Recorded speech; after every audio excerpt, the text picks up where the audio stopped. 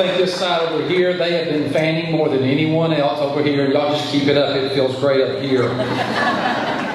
Congratulations. Today you are doing what you were intended to do. And that was this. Exercise your First Amendment rights. That is the rights of the people to meet peacefully and to assemble and to discuss the grievances we have with our government. Some people believe that's wrong to be able to talk, but that is the difference between dictatorship and freedom. And we need to talk. The problem with our nation is not one of Democrats or Republicans.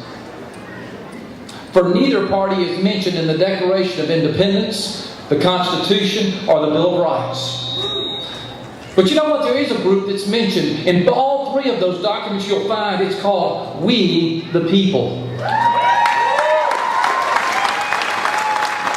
The problem of the last century is that we have trusted someone else in two different parties to deal with the issues. And now we are left with a mess because we the people have been AWOL. How many of you will point your finger at a Democrat or at a Republican? But when you point it, you know what you have? You have three fingers pointed back at yourself.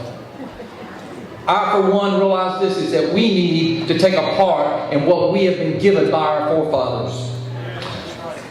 The word politics comes from two words. Poly meaning many. A tick is a blood-sucking organism. And that pretty well describes the political system and what it has done to we the people. We the people have been deceived into believing that our elected leaders, and we have some great leaders, don't get me wrong, but we have left it up to them, and it is we the people. We have trusted the parties to deal with our government. And we can no longer trust them. We must act as we the people. I want to read you this. This is the Declaration of Independence. And listen, let me tell you this. This is according to the Gallup poll. 60% of the adults don't realize the words of the Declaration of Independence.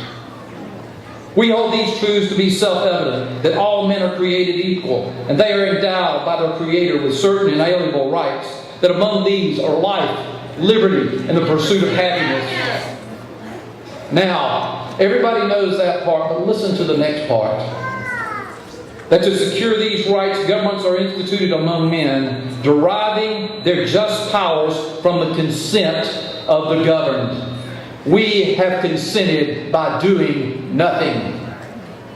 That whenever any form of government becomes destructive to these ends, it is the right of the people, not the Democrats, not the Republicans, it is the right of the people. Listen to this.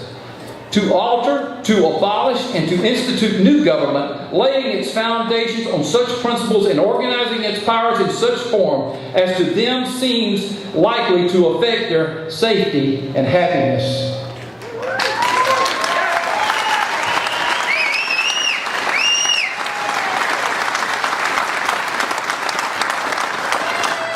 If you are trusting the media to get what's going on, you will be very deceived.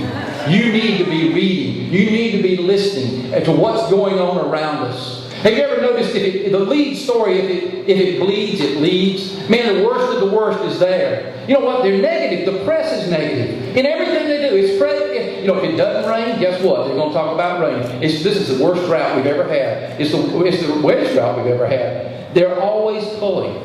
But you know what? Here's how negative they are. If Thomas Edison discovered the light bulb, you know what their report would be the next day? Candle industry in crisis. And if they were present when Jesus was walking on the water, the headlines the next day would read, Jesus can't swim. Get informed. Tie into the tax tea party, the links that are there, and find out how your congressmen and representatives are representing you. We, the people, have a voice.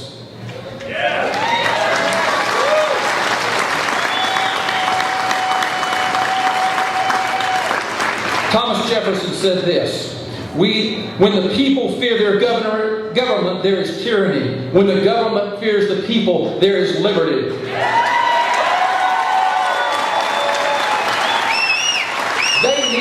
fear the people. That is the only way that we will remain free. They must fear us and do as we ask them to do and represent us. And if they don't represent us, simply put them out. Thomas Jefferson said this: the greatest calamity which could befall us would be submission to a government of unlimited powers. Now let's talk a little bit about what's going on. We've seen the omnibus bill, and here's what the omnibus bill is. It's one big bill with a lot of other little bills in it. It's like getting your degree.